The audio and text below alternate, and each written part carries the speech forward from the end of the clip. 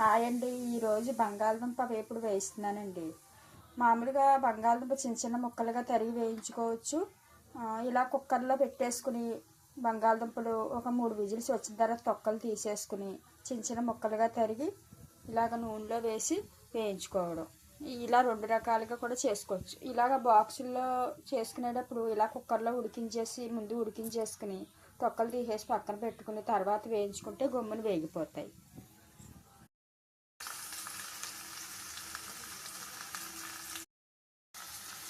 మనము ఏ కూర చేసుకున్నా ఆ వంటలో ఖచ్చితంగా పసుపు వేసుకుని వండుకోవాలండి.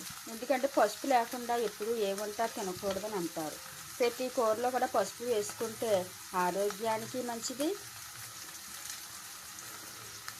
ప్లస్ అందులో ఉన్న యాంటీబయాటిక్స్ మన శరీరంలోకి వెళ్ళి మన రోగనిరోధక శక్తిని అది బాగా పెంచుతాయండి. ఇదిగోండి బాక్సుల్లోకి బంగాళదుంప వేపుడు రెడీ.